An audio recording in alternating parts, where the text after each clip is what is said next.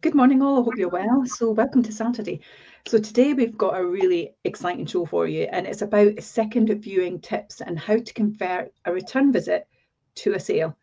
Because let's be honest, congratulations, you're excited, you've got that second person coming back, but you're also nervous, you're anxious, you're not quite sure if it's going to develop into something. So we're going to talk about what that looks like, and if you're conducting the viewings yourself, how you might want to do that. And also, if you are not, and we are, we can guide you through how we're going to conduct it to try and get you the best outcome. So we're going to cover that off today, Sophie, aren't we? Absolutely, yeah, and there'll be some great tips in here, definitely. There will indeed. So having a great first impression is critical. You've obviously done that because they're coming back a second time. So you've ticked a lot of their boxes. So that's a really positive thing. But it's time to build on that momentum. They want to come back. So there's lots that they like. They've obviously got something in their minds that they're thinking, hang on, does this fit? Does that fit? Or do I feel it again? They may actually even be wanting to bring extended family. So that's another way to look at it. So it's not necessarily always a negative thing. It can be a really positive interaction. And it's a great opportunity to get them across that line. And managing that return visit is really critical to be able to achieve that, because what you want to do is absolutely get an offer, don't you? So the goal is a happy, committed buyer. That's what you want. A great price. Of course, that's what you want. And a successfully completed sale as well. So you want someone that really is committed to the cause. So someone that's going to see you right through to the end. Keys exchanged, you're moving to your new lovely home as well. So let's see how you can seal that deal and how you get that perfect match to your person. So we're going to look at things like, why do buyers want a second viewing? Why do they want to come back and have another look? They've been around it. And certainly if it's marketed with ourselves, they've seen the brochure, they've seen the video probably 100 times, because the amount of people I take on viewings, I don't know about you, Sophie, but if I take people on a viewing, they say, oh gosh, I feel like I know you because I've watched the video about 20 million times before I've even come to see it. Yeah. So Or it's they'll important. even go, you even get the viewers that will walk in and they could actually do the viewings because they go, yeah, because I remember that's the cupboard because you pointed at that cupboard, and then remember that's where that is because you talked me through that. They can literally tell you the floor plan because they've watched the video so many times.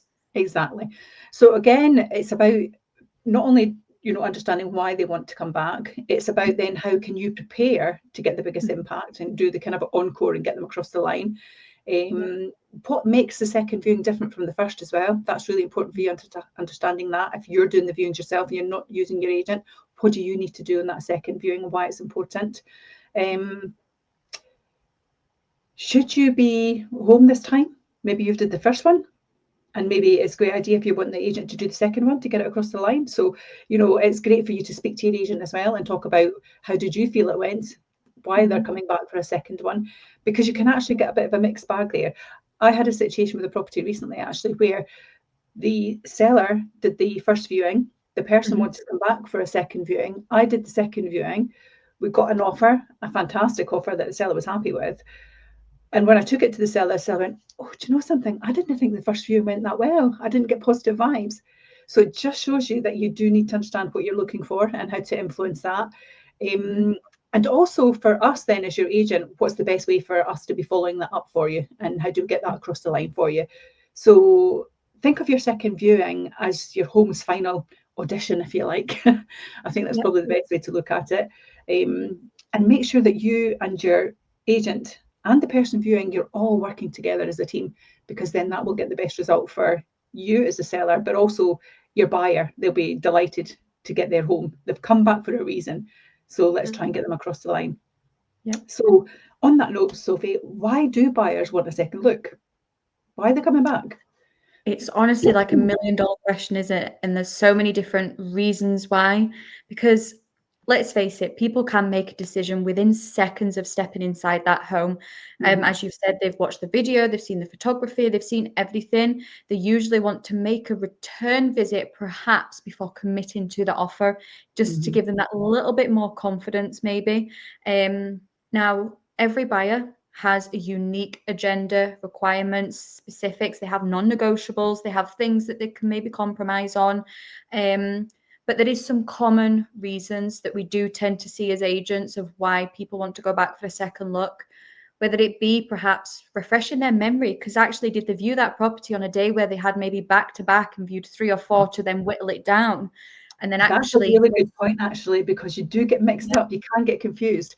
you Even can. as an agent, I've gone into houses and you do your valuation and then you go back to do your pre-portal and you think, oh, I forgot about that. And oh, I forgot about this. And because, you know, you could be out to 2 or 3 in one day, can't you? And you can get confused. And at the moment, the way the market is, buyers really have got a little bit more of a choice as well. So did they get all muddled in their minds with what the house has to offer? So that's a really good point.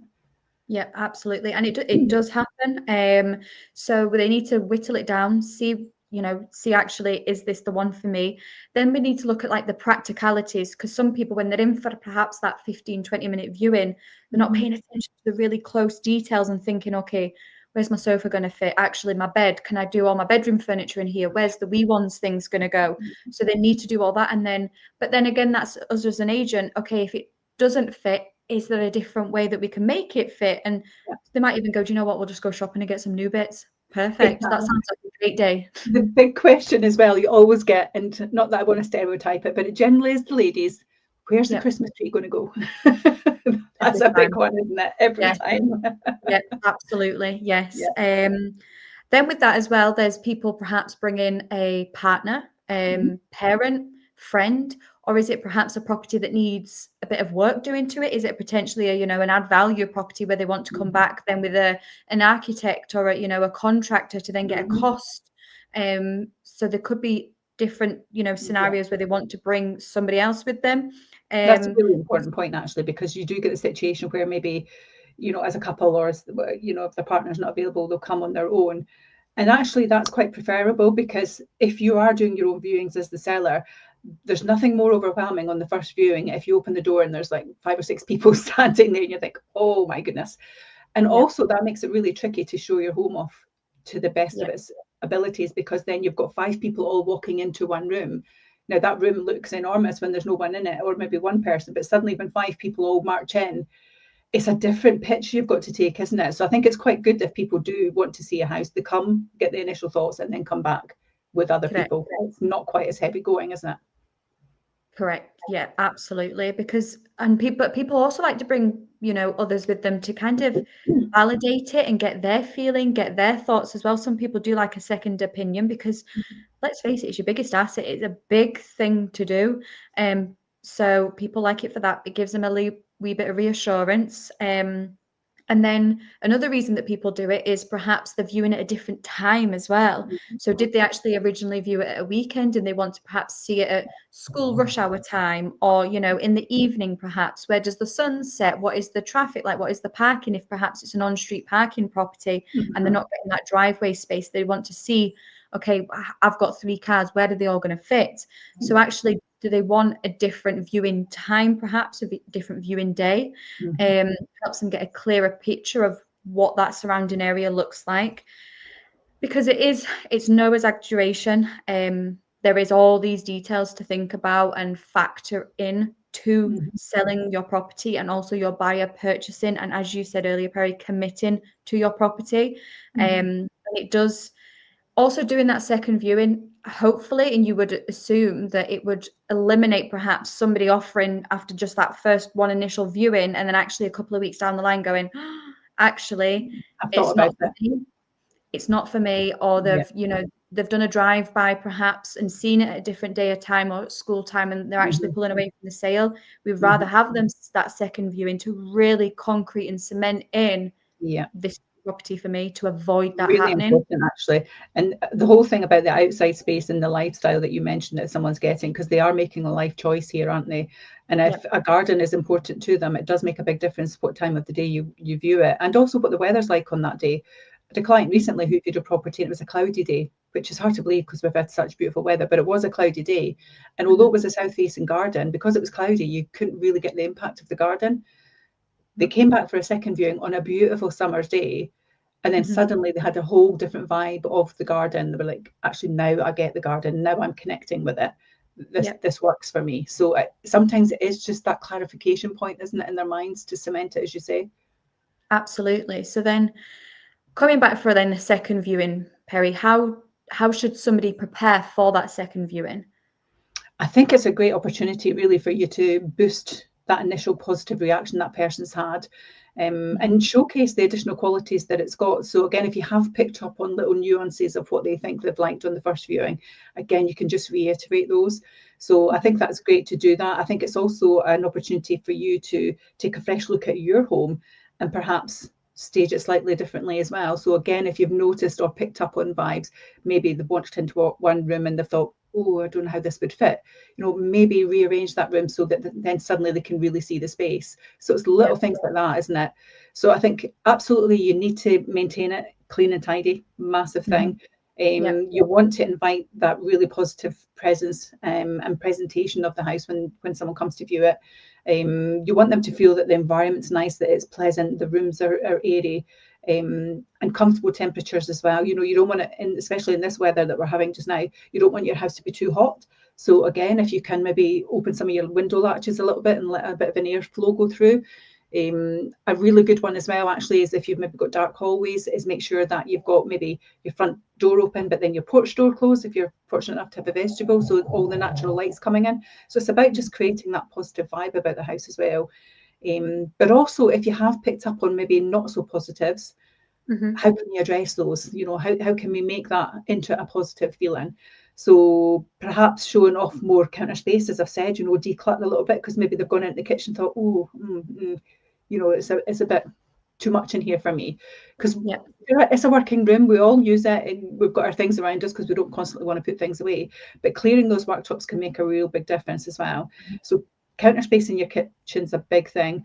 Letting more light in, as I said earlier, is a really big thing. Making sure your windows are clean as well is a massive thing, especially if you've got views to your garden, sea views, countryside views.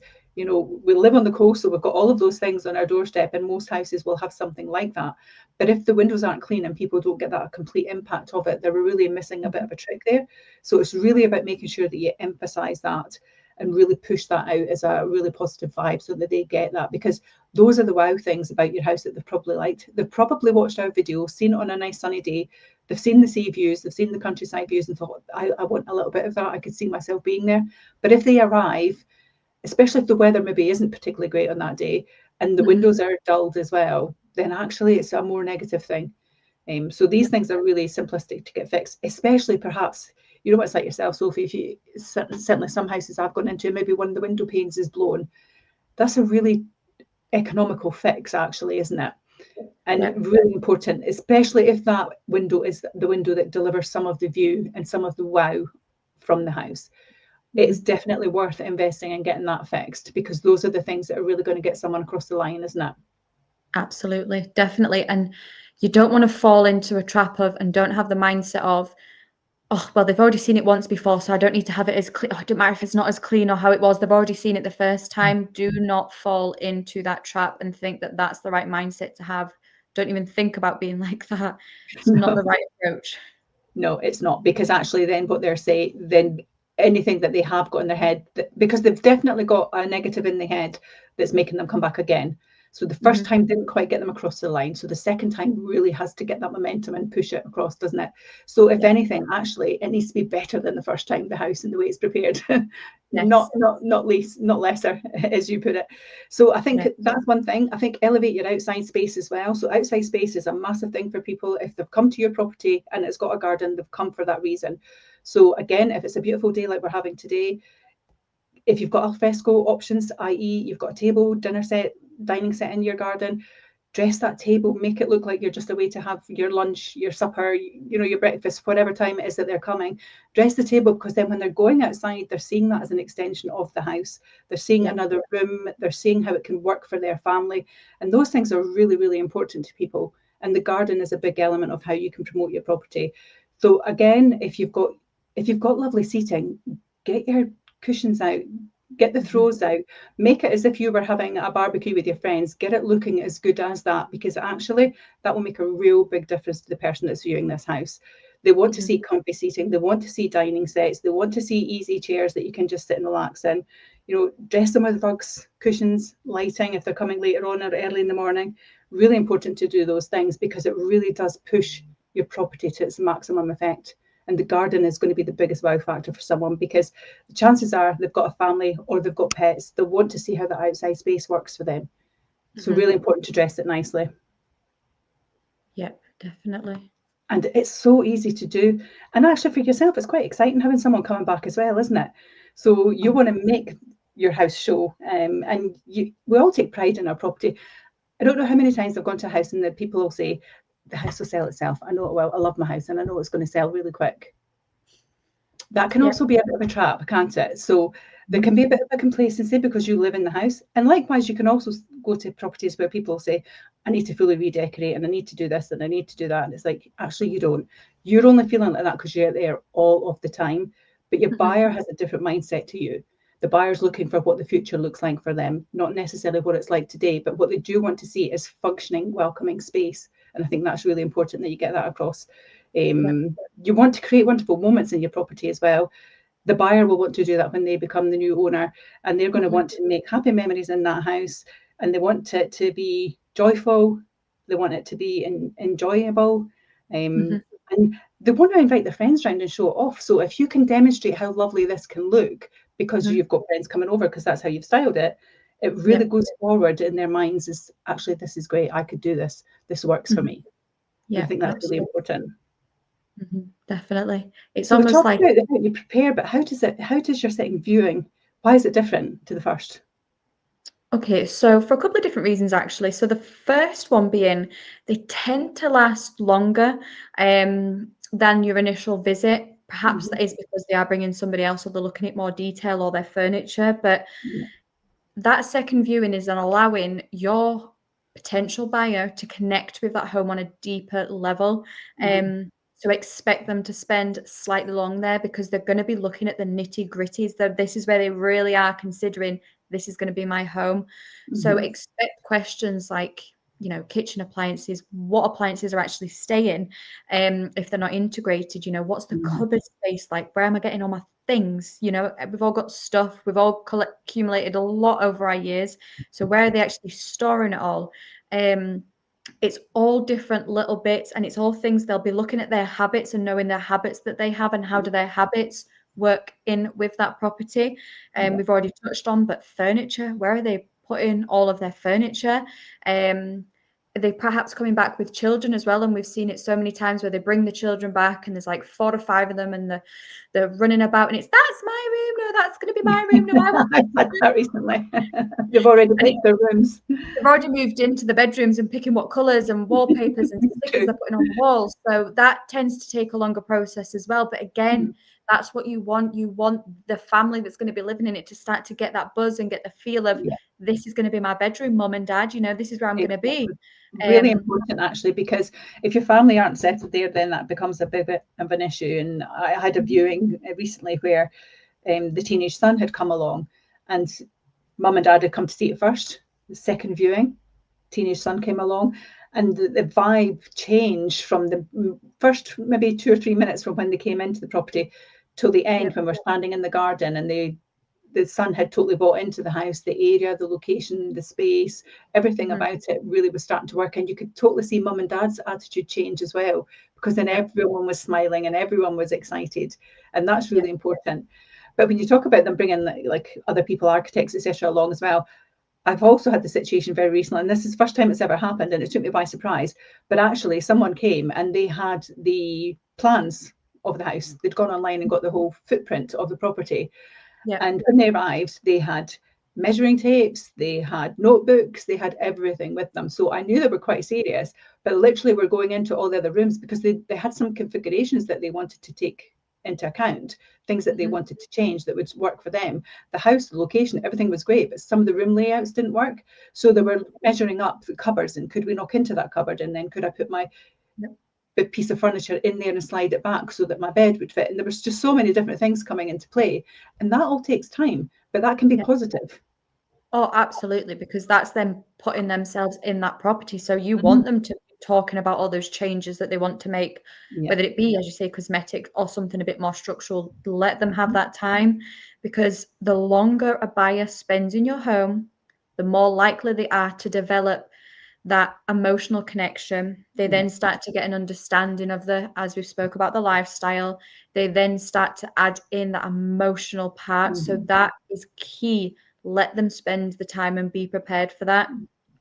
And also make sure, whether it be the agents, we know this as agents, but if you are doing your second viewing, be fully prepared and have patience that it is going to be longer than maybe the first initial one, and maybe don't have something straight at the back of it. Kind of have a bit of free time to allow them so they don't feel that pressure, because you would hate for them to feel time pressure and then think, because this is all about a mindset game, you don't want people to think, all right, okay, yeah, you've got 15 minutes in and out. They'll be thinking, what are they trying to hide? What don't they want me to see? What? Yeah. So you don't want that either, because it's a mindset game. So let them have time.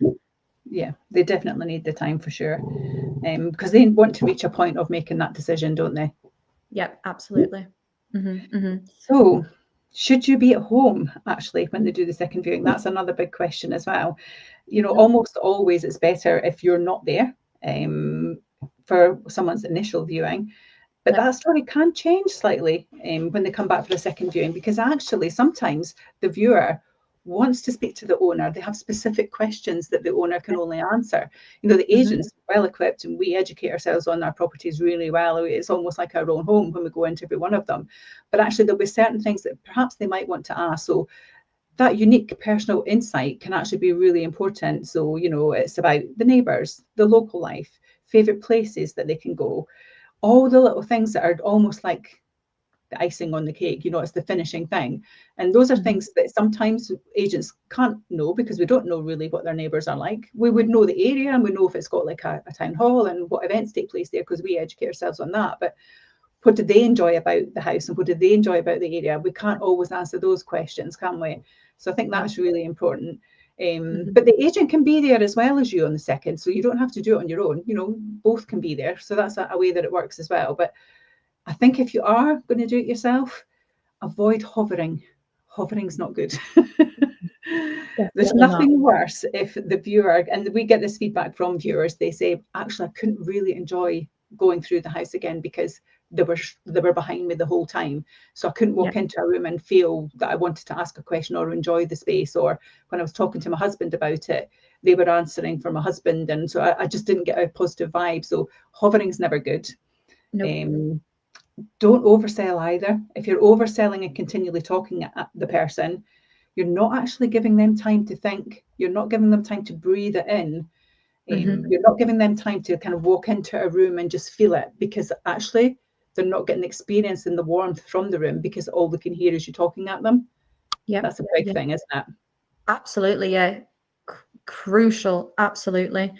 And as well, because I've had this feedback as well from, it's trying to get the balance, because I've actually had this feedback. So sellers doing their own viewing, and clients went in and they just said, yep, have a look around, and just went and sat on the sofa.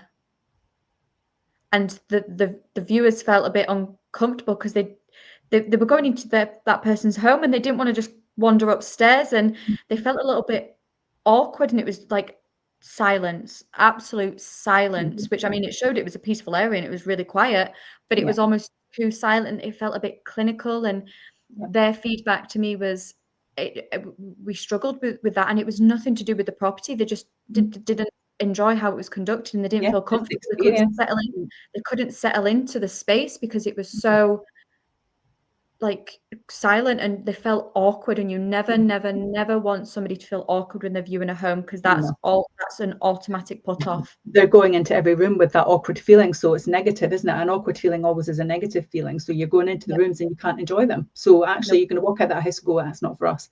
But actually they don't really know if it's for them or not, because they haven't had a proper chance to go back in and have a look. So you're right. I think give your buyer the space to look around. Discuss your home privately as well. They want to do that. They want to go into rooms and talk together if it's a couple viewing, and talk about how that space would work for them. And if one's really positive and one's not so positive, it's like, well, how can they kind of reach an equilibrium that they're both happy with?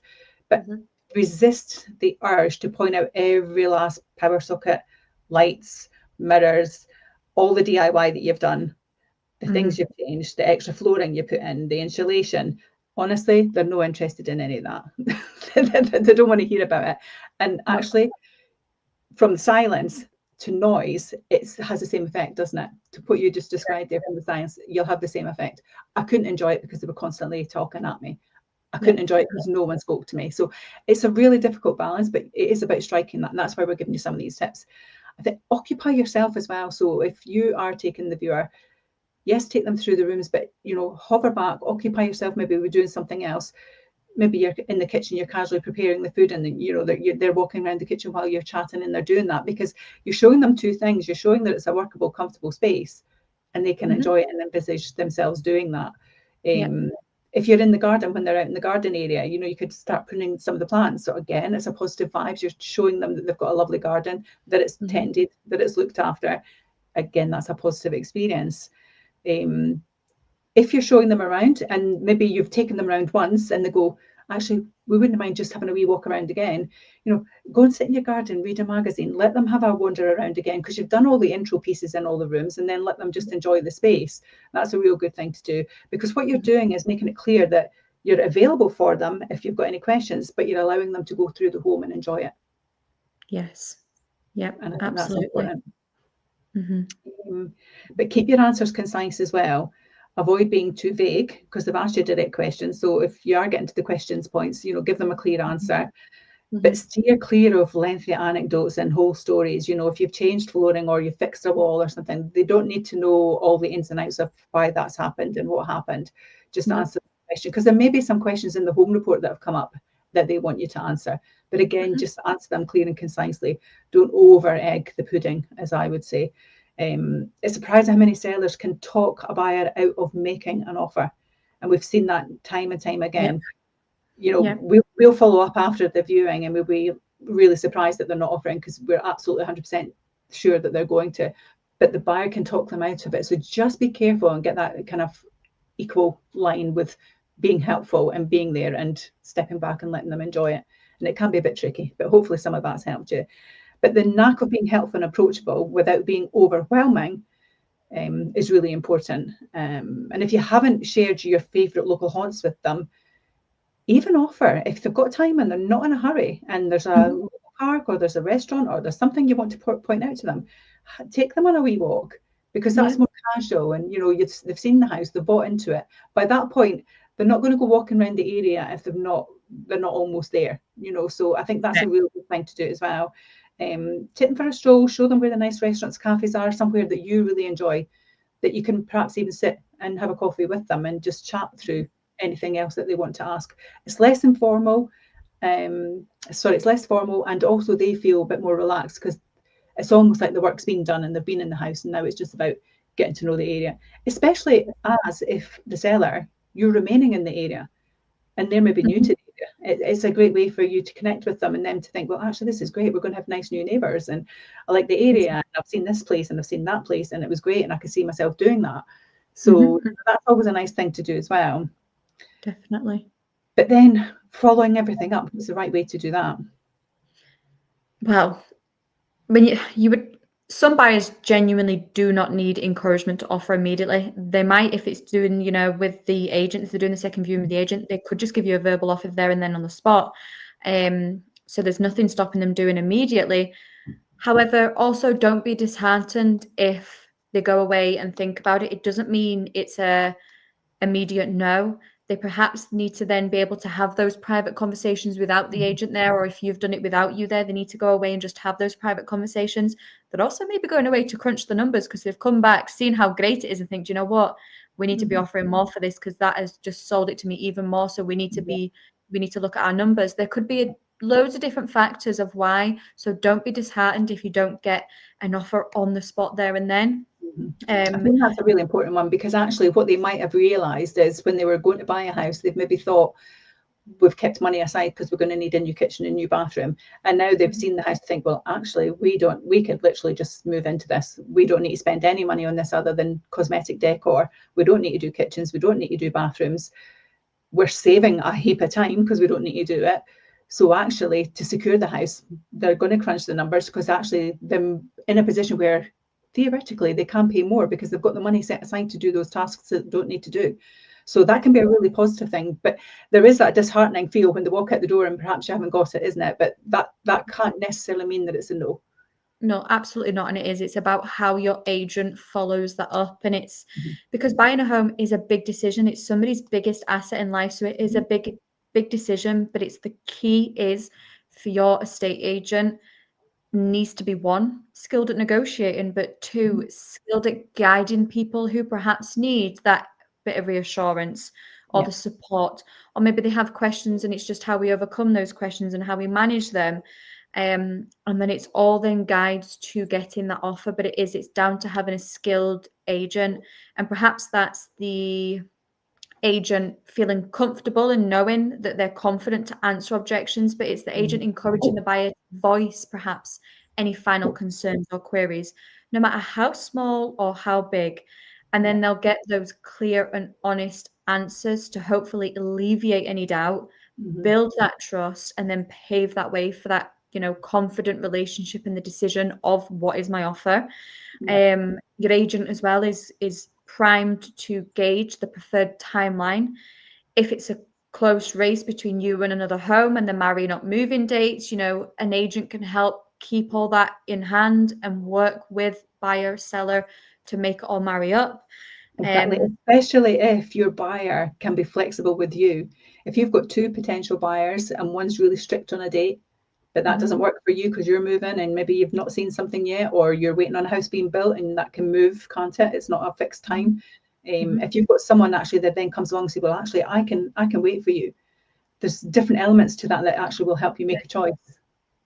Absolutely. And ultimately, it's a delicate balance of removing doubts, reminding the buyer of why they clicked on that listing in the first place and went for not just the first viewing, but the second viewing. It's reminding them of that, and it's reminding them about the home, the lifestyle, what it means for them moving forward, and as well what is that helping within their life? Like, why did they initially decide they needed to move in the first place? What are we doing to help with that? And then it's given them the space to see for themselves that why that home is the perfect match. So it's how the agent guides them through after that second viewing, through the follow-up process, and doesn't do any follow-ups and just, crosses fingers and hopes for the best. That is not going to work. So that's what I would be doing anyway. Me too. Me too. I think as well as that, though, it highlights the urgency as well. So if there are multiple parties interested, as we always say, time kills deals, doesn't it? And if you delay tactics, or the agent doesn't give you sufficient information to make your decision as a buyer, you might miss out on that opportunity as well, especially if there are multiple interested parties. So it's really about pushing the fact that you understand the urgency, that there are other people interested, and it's clearly quite a hot property perhaps, and how do you get it if you like it? Because the longer you think it over, you could miss out. Yep, somebody else has got in there before you. Definitely. So what's your last comments on this one then, Sophie? What's the best thing you can advise people to do? Best thing we can advise you to do is, whether you are looking to sell, whether you're already on the market and you're perhaps doing your viewings, and are you doing the viewings and you're not actually getting the feedback or the offers or anything like that, speak to your agent, or if you're not on the market just yet, pick up the phone and speak with us. Speak to the experts. That is what we are here for, and we can help guide through the process, answer any questions. You can obviously get some great tips out of this. You can also read the blog as well. Likewise, if you're watching this and you have perhaps been doing your own viewings, or you've done your own viewings previously, have you got any tips or anything that you want to share? We'd be keen to hear if you've got any little top tips as well. But definitely speak to your agent and make informed decisions. Definitely. And I think that's the key as well. For me, it's making sure that you're prepared as the seller to do viewings, because you've maybe never done it before and it's an anxious situation. So use your agent to educate you as well, so that you do get the best results. And as Sophie said, everything, the link for the conversation is here. If you want to read the article in full, you can. We basically just talk about it in general terms, but there's lots of really helpful tips and hints in here that can get you across the line and get you to your dream home. And I think that's it from us. So have a great weekend, everyone, and thank you very much for your time. All the best. Take care. Take care. Bye. Bye.